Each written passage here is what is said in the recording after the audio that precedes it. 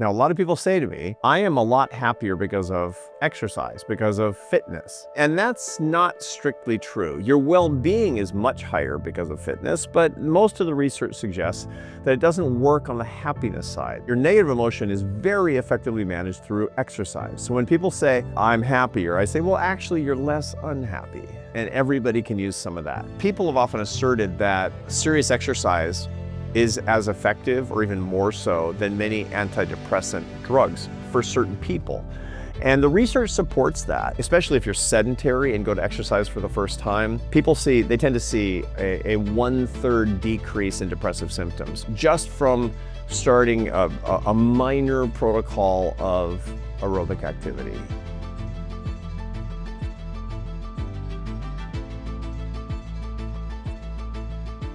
Hi friends. Welcome to Office Hours. I'm Arthur Brooks. I'm a professor at Harvard University and a columnist for The Atlantic, where I write How to Build a Life, a column about living a better, happier life and how you can become a happiness teacher. That's the point of Office Hours, is giving you the information that you need to become a happier person and to bring happiness to others. That's my mission in life. I'm a behavioral scientist dedicated to lifting people up and bringing them together in bonds of happiness and love using science and ideas. I want to equip you with that science as well.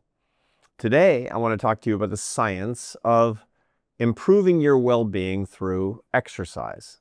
Now, a lot of people say to me, I am a lot happier because of exercise, because of fitness. And that's not strictly true. Your well-being is much higher because of fitness, but most of the research suggests that it doesn't work on the happiness side. It works on the unhappiness side. Happiness and unhappiness are hard to really net out from one another in your well-being equation.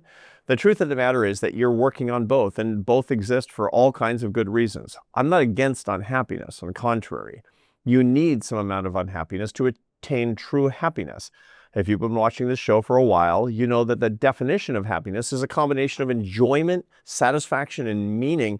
And to get those things, you need unhappiness, even suffering some of the time. But you also need strategies to manage that suffering, to manage that unhappiness, and exercise is probably the best way to do it. Maybe another that's a contender is spiritual activity. There's so many bad ways to manage your unhappy experiences and your negative emotions. Drugs and alcohol, a terrible way to manage your negative emotions. Gambling, negative behaviors, addictive things, workaholism. These are all unproductive ways to manage your negative emotion. But your negative emotion is very effectively managed through exercise. So when people say, I'm happier, I say, well, actually, you're less unhappy. And everybody can use some of that. So today's episode is on how you can manage your well-being by managing your unhappiness to lower levels using exercise. Now, this is related to a past episode that I did on my morning protocols. And if you saw that, and we'll make sure that we link it below so you can go watch that if you want. Step 2 in my morning protocol, step 1 being I get up before dawn. My step 2 protocol is from 4:45 to 5:45 in the morning. I work out. I work out 7 days a week for 60 minutes. I am an inveterate gym rat. I'm going to talk about different kinds of exercise, some that I do and some that other people do, and the benefits that actually come from that. The benefits being different ways that they can lower different kinds of negative affect. If you know the science behind this, you won't just get healthier, you'll get happier, and you can tailor different exercise protocols into your life depending on the challenges that you're facing. Now, I hope this is interesting to you because this is how you tailor the happiness science to your challenges. Everybody's got different challenges, different people, but at different times of life, different times of the day. And the more that you know, the more that you can prescribe yourself the specific routines in all different parts of life that I cover in the show to deal with the particular issues that are present in your life at any time, thus making your well-being as high as it can be and helping other people to learn these ideas as well. Okay, so where do we start? We start off by talking about the fact that when it comes to unhappiness, this is the lowest hanging fruit in our society. I mean, it's just, I know you've been troubled by so many different news reports about how little Americans exercise, the sedentary nature of modern life and especially modern American life, I suppose, unless you live in a walkable city. But for those of you who don't, and you know, I live in places where frequently it's it's, walking isn't convenient, or at least I'm on the road a lot. And if you're at the Courtyard Marriott in a suburb of Dallas, you're unlikely to be, walking to work or anything like that. And so the result of it is that a lot of people don't get enough exercise. As a matter of fact, only 24% of adults meet federal guidelines for exercise. You might be asking, okay, what are the federal guidelines? You got to be 2 hours a day in the gym? No. The federal guidelines today are 21 minutes a day of aerobic activity, of moderate aerobic activity. That's like brisk walking, no joke. Plus, doing light body weight exercises for just a few minutes, 10 minutes a day or so, twice a week. That's it. And only 24% of the population is getting that. I know if that's you, don't turn off the podcast. This is what I'm telling you is it's really good news, because you have a huge opportunity. You have probably the best opportunity you had in a long time to increase that. And I'm going to give you the data. I'm going to show you the evidence that when you do increase that, you're going to love what happens to your well-being. Okay, now let's start off with the different categories of exercise that you can undertake. And the bottom line is everybody can exercise. Everybody can do it, because there's so many different kinds.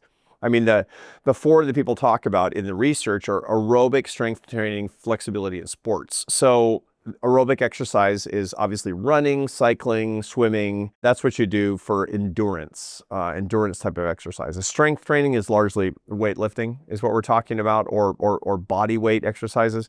Flexibility exercises, yoga and stretching, and then sports, any of the kinds of sports that you'll play, ordinarily sports that you'll play with other people that uses a lot of different techniques for sure, but they all have different benefits to them. They're all great. And then there are new kinds of exercises that cross. I mean, I did solid core recently. Fantastic. I loved it. And it crosses all kinds of boundaries between these different kinds of categories, mostly between strength training and flexibility.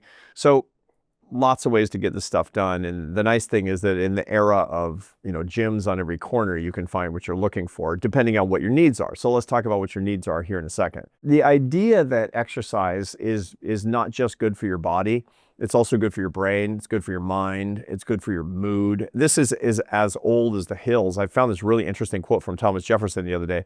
He was writing a letter to his nephew, Peter Carr was his nephew's name. He was a pretty prominent guy at the time. And he recommended the gun. He said, as to the species of exercise, he recommended, I advise the gun. Like, what's that? Well, obviously he's talking about hunting. I mean, I hope he's talking about hunting. And he went on to explain why the gun was good. Quote, while this gives a moderate exercise to the body, it gives boldness, enterprise, and independence to the mind.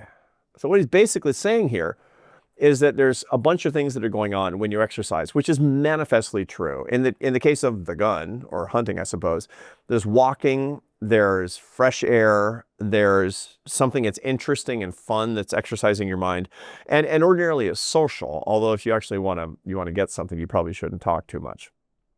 And it's pretty interesting. One of my sons is an absolute hunting enthusiast. He loves this. I mean, he goes out with his friends, any opportunity that he gets. He also was a professional sniper in the Marine Corps, so he never misses. Woe be unto the critter that he's looking for. And he swears by this. He's also a lifter and tries a lot of other things as well. Bottom line, find your thing and you'll like it. Now, what are the effects of exercise on mood?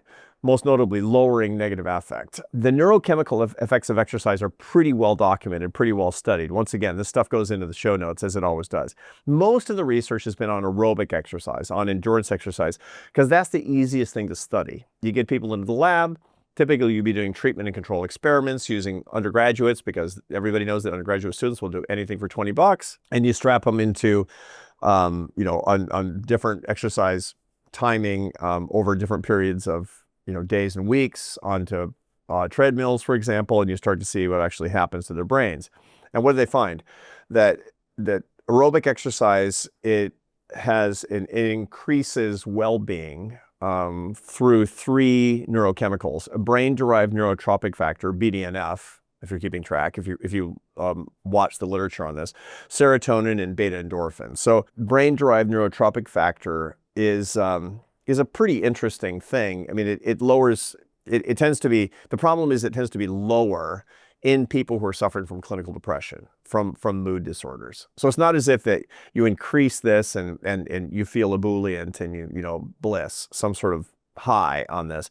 What you find is that you feel just less of the bad, which is exactly what we're talking about here. You're not trying to raise positive affect, you're trying to lower negative affect. So that's the one thing. You have more of what you need as something that's clearly protective against melancholy, against depression. The second is serotonin, which is calmness, modulates anxiety.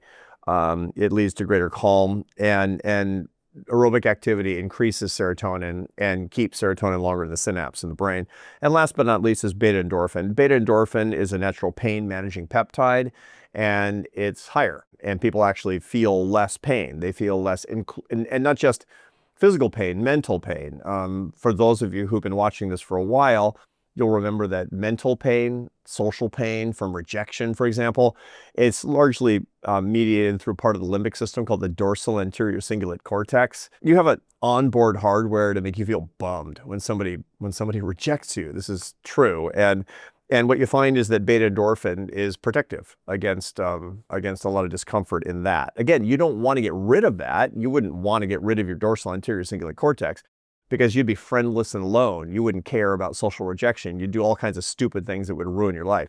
You need that pain. What you need is to manage the pain. And beta endorphin is this neuropeptide that helps you to manage that pain, all different kinds of pain. Okay, so you go running, you cycle, you swim, you get serious about your zone 2 cardio, or for that matter, your high intensity cardio training, you're going to get more of these three neurochemicals. You get these from other sorts of exercise as well, as far as we know, but once again, the research has been mostly on this. And what the research suggests is that aerobic activity is best for managing mood. So if mood, you're feeling depressed, you're feeling anxious, cardio is especially good for you. And doing it in a systematic way, in a regular way, is really good for you. Okay, now, if the problem that you're feeling is a lot of stress, it turns out that yoga and stretching is especially good for that. There's a lot of interesting studies on this. One in the Indian Journal of Applied Research. I love a lot of the Indian scientific journals because some of them are extremely high quality, but they tend to look at stuff that I'm really interested in. So they'll look at the crossover between spiritual techniques and physiology. And this is a perfect example of that. This study from 2024 is called Effective Yoga Practice on Stress, Cognitive Failure, and Subjective Happiness. And by subjective happiness, that what they mean is probably subjective lower unhappiness, no doubt, because it's talking about the stress response that people have when they're practicing yoga. So if stress is the issue, when you're especially anxious, worried, stretching exercises and especially yoga are good for you on that.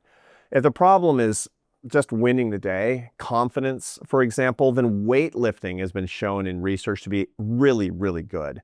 Weightlifting, well, here's an article, show notes. Weightlifting leads to increased confidence regardless of gender and age, no doubt because it enhances a person's physical appearance. This article is pretty interesting because this article that talks about increased confidence, it's experiments on both men and women. You might think that guys who are gym rats, they feel more confidence because they build up all this muscle and the testosterone benefits that you actually get from high resistance training. Same with women. There's no gender difference on this. You feel better when you win the day. You feel better. You literally feel stronger when you're picking up heavy things, is what it comes down to. And that's important. That's really important. I love lifting, I got to say. And obviously I'm not a lifter. I'm a skinny guy. But it's been a game changer for me over the past 30 years. It's been something that I've been doing consistently since I've been in my 30s. And all I can say is I wish I'd done it in my 20s. I was specializing more in sleeping in, smoking cigarettes, and drinking in those days. These days are better. Okay. Sports, the last category. This is really good for social bonds and fun, and it combats loneliness. So if loneliness is the issue, sports are really, really good because when you're actually socializing with other people while doing a thing, it has this catalytic impact and it relieves a lot of the both physiological and emotional issues that are going on with loneliness that people have.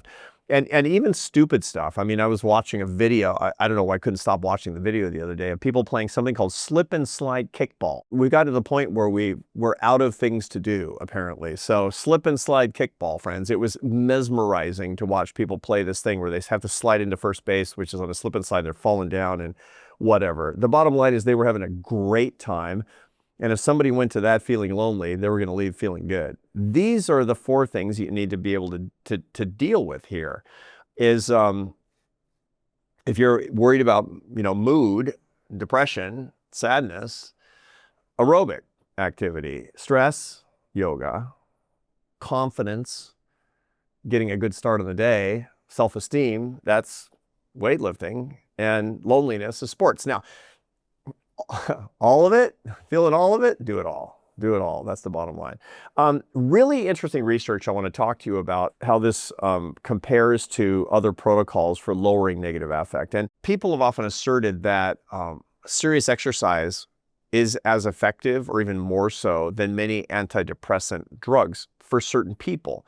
And the research supports that. Some of the things I'll put in the show notes show that, for example, especially if you're sedentary and go to exercise for the first time, they tend to see a 1/3 decrease in depressive symptoms just from starting a minor protocol of aerobic activity. And by minor protocol of aerobic activity, we're talking about 3 times a week, maybe 20 to 30 minutes at a time, and they're getting a 1/3 decrease in depression.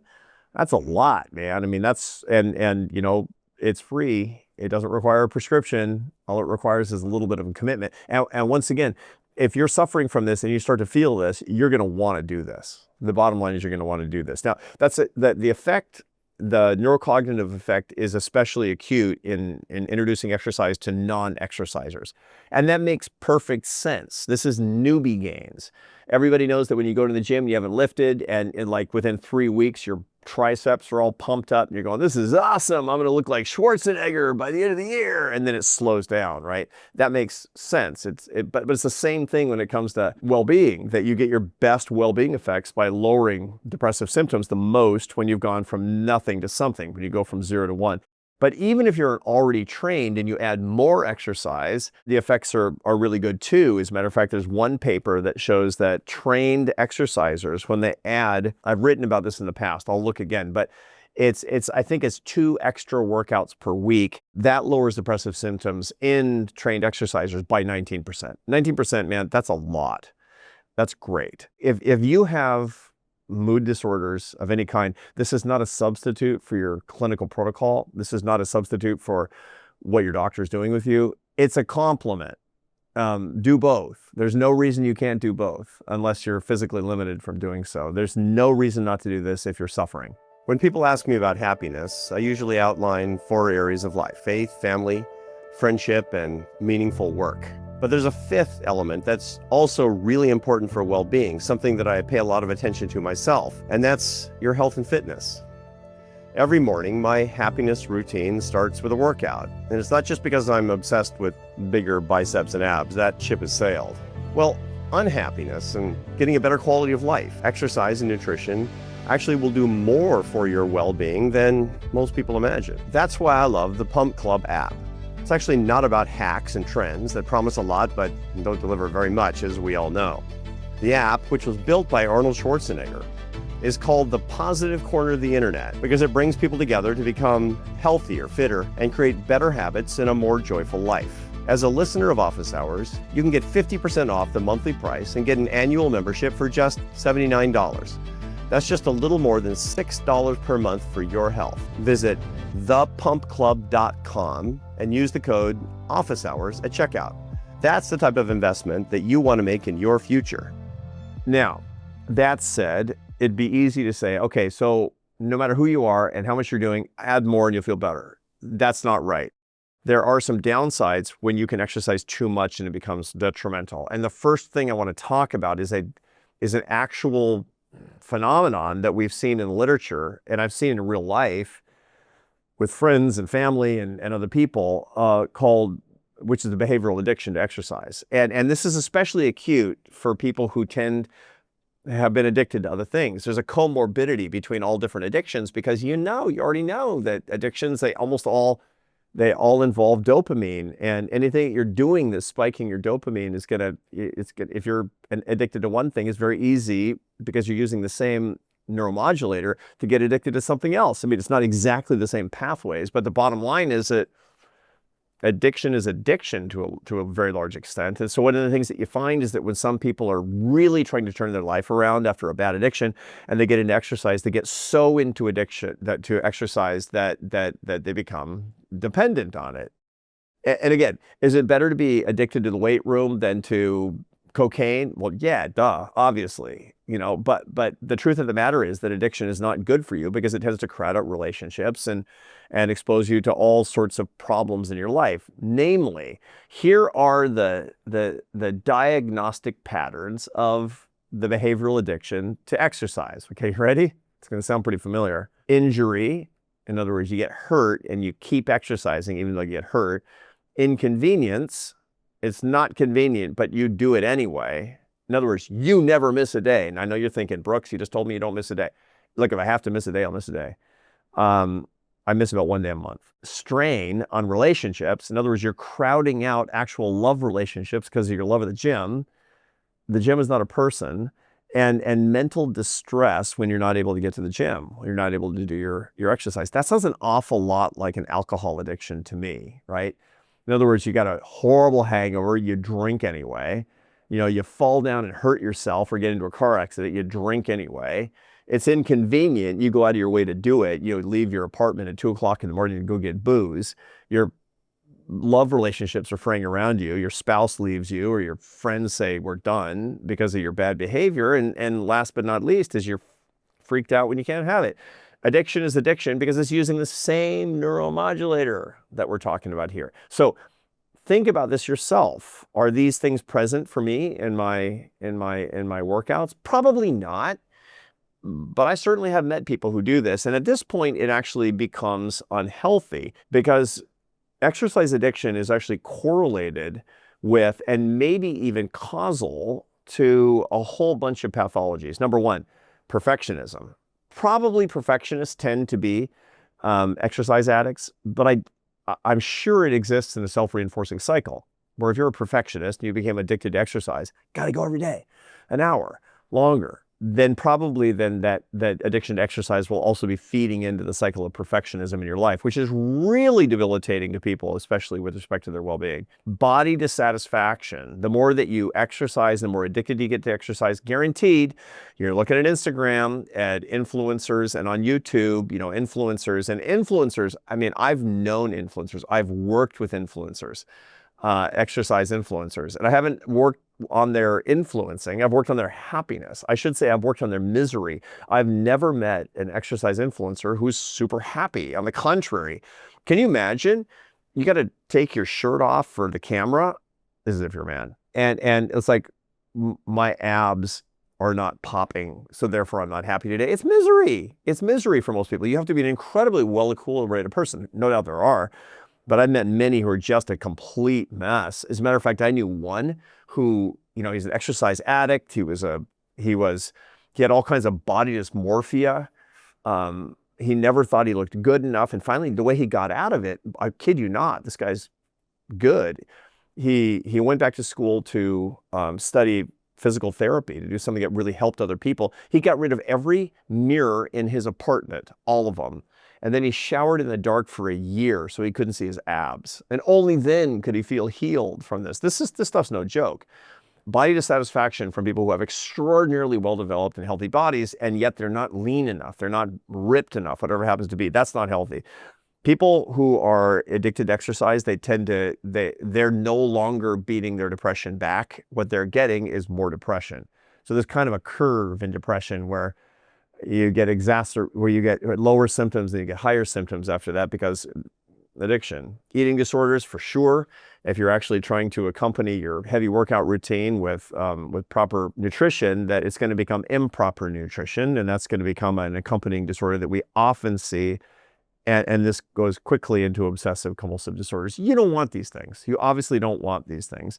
And so you need to watch this. If you're the kind of person like me who's super disciplined and you get a lot of benefit from it, remember, you can go too far on this and you have to take care of yourself. What I recommend is if you're wondering about it, talk to people who love you and who will actually tell you the truth about whether or not you've turned something really wonderful into something really, really not wonderful. Okay, so what to do if you're not in the situation of exercising a lot and you want to start getting the benefits, the mood benefits from it. Number one is you need to make it a habit. Now, again, if making it a habit is super brutal for you, it's probably because you don't have high negative affect. People who have high negative affect are the ones who make it a habit as a general principle.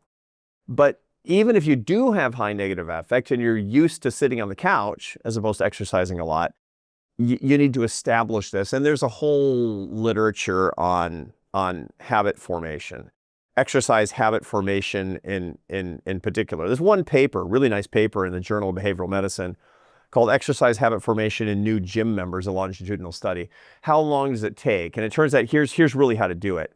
6 weeks with 4 very simple, consistent workouts. In other words, don't get fancy. Don't do some weird thing where you hire a trainer and the trainer's like, you got to mix it up, man. Muscle confusion and some weird exotic thing. No, super easy. 20 to 30 minutes, 4 times a week. Same thing over and over and over again for 6 weeks. Why? Because 42 days on average is how long it takes to create a workout habit. And then, only then, start getting exotic if you want. Start going into more esoteric types of things. I said 20 to 30 minutes. Actually, this paper says 30 to 45 minutes. So let's round it off to half an hour. So half an hour, 4 times a week, same thing. Maybe you're running on the treadmill or using the elliptical machine. Starting with cardio is a good way to do it. And then after 6 weeks, you can start putting in weightlifting and all kinds of other cool stuff. You're going to like how that works. Second thing to do is to define your emotional objective for your exercise. By the time you've got your habit formed, then start thinking, what am I trying to do? And that's going to change. There are different things, different routines that I do. I do all of the different things that we've talked about, everything from cycling with others to yoga and stretching, which I like. I lift, and of course I do aerobic exercises, and I do more or less of those things depending on the challenge I'm working on. I feel a certain thing, I'm really stressed out and kind of worried, then I'm going to do more stretching and yoga. If I'm actually feeling sad about something, or I'm just out of sorts, maybe a little bit of depression, subclinical, I'm going to do more cardio. And if what I want is I just need to win the day, man. If I need to win the day, I'm going to lift heavy. Now, I do all of the things all the time for my health, but I scale them up or down depending on my well-being priorities, on my well-being needs. And you can do that too, in the same way that you would eat a different thing, and depending on what you actually needed to make your macros, protein, carbohydrates, and fat. You alter your diet to meet any deficiencies that you might have. And number 3, the thing to do is to make sure that you're doing everything in high moderation is what I like to say. Medium high is what I like to put the exercise. I start medium low and then scale it up without getting to the point where you're trading one addiction for another, because that won't make you happy. Okay, now, last thought before we go to questions. If you don't know what to do, you just don't know what to do, here's what to do. Go for a walk. I talked in a prior episode about my morning routine, morning protocol, and I talked about the Brahma Muhurta, which in Sanskrit means the creator's time, where you get up before dawn. And typically when you get up before dawn, you move your body. For me, it's going down into the gym. But something that's really great, when you don't know what to do and you're really quite out of sorts, get up and get up at least half an hour. I like more than that before dawn. And be walking when the sun comes up. Ambulation is the most ergonomically sound exercise. Human beings, Homo sapiens, were made to walk. This is one of the interesting things that anthropologists have found, that we're so successful in hunting, not because we're fast, not because we can climb, but because we can just kind of trot or walk and walk and walk and walk all day long. You can basically, if you have long enough time, you can outrun any animal just by walking.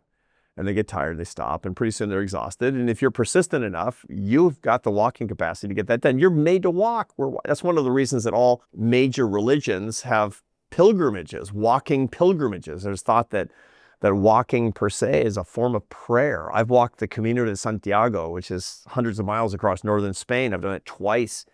And it's the most profound spiritual experience I've ever had. As a matter of fact, it's so wonderful. You want to do that, then put that in the comments and we'll get back to you about how to get that done.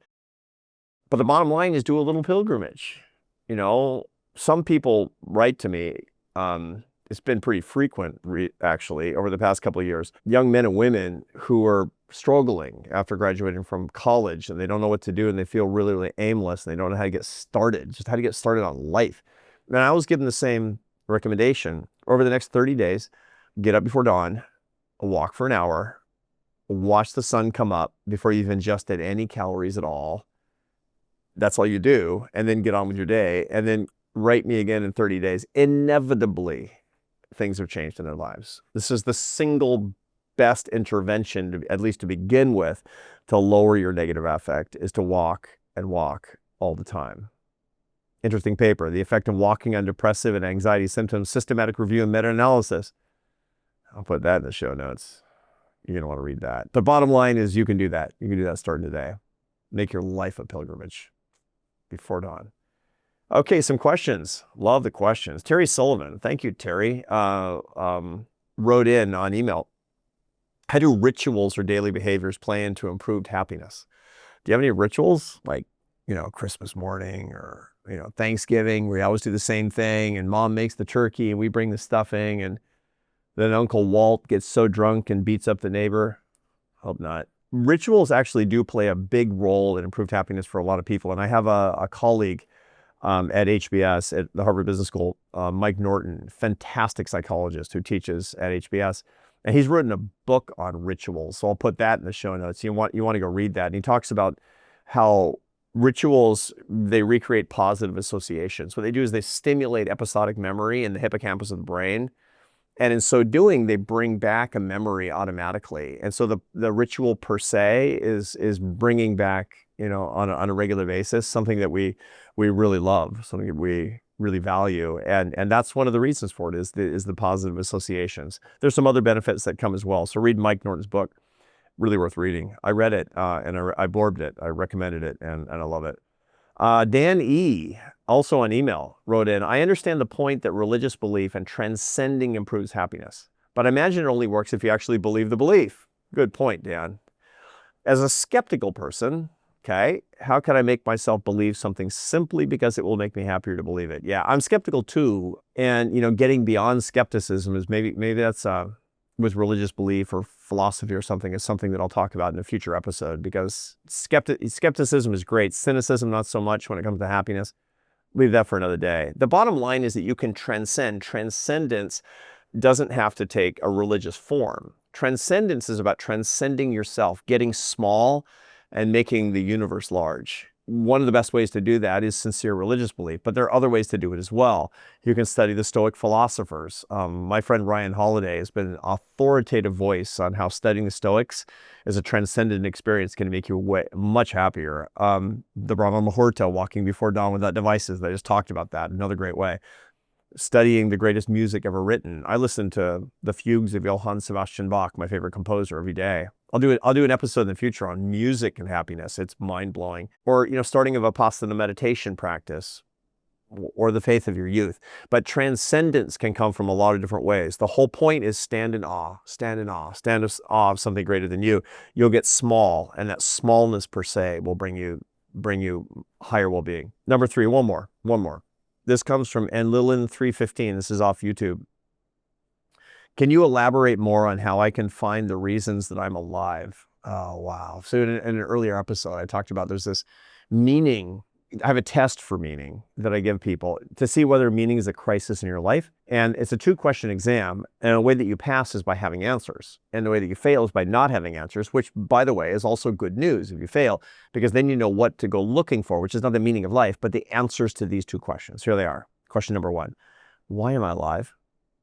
You need to have an answer. It's not my answer, it's your answer. And number 2, for what would I give my life? For what would I die happily right now? And the first one can be really tricky for people, and that's actually Lilin 315's question. How do I find the reasons that I'm alive? Well, that's actually 2 ways to answer the why am I alive question. Number 1, who created me? Or how was I created? And the second is, what am I here to do? And look for the answers to those 2 questions. It might be, random occurrences in the universe is how I was created. It might be God created me in his infinite wisdom and judgment and compassion or something. But whatever your belief is, that will help. And then the second part is, what am I here to do? What am I here to do? That's super heavy, because you can actually come up, that's how you write your mission statement in life. And once you head down that road, that why am I alive is going to start to come alive in your life. Hope that helps. That's it for today. I hope this is useful, and I hope that you're going to the gym tomorrow, because I want you to have higher well-being. I want you to manage your negative affect, and I want other people to see you doing it, to mimic you, and for them to have a better life as well. Let me know your thoughts at the email printed right below me right now, officehours@arthurbrooks.com. Like and subscribe. Hit the subscribe button, please. Then the bots and algorithms will just love us more. The secret to happiness, right? Nah, not so much, but it helps because we want to get to as many people as possible. Do this on Spotify, YouTube, Apple, wherever you're listening or watching us right now. So please recommend this to 2 or 3 million of your closest friends so that we can start a happiness movement. And I want you to be a happiness teacher, and recommending this is a good way to do it. Leave a comment. I promise I'll read it. And if it's negative, I won't complain. Or maybe I will. But bottom line is I'm going to read it and take it seriously. Follow me on Instagram, LinkedIn, all the other platforms. And don't forget to order the Happiness Files, my latest book, Insights on Life and Work, wherever you get fine volumes. And until next week, I hope that you're using all this material, lifting people up and bringing them together in bonds of happiness and love, using science and your ideas. See you soon.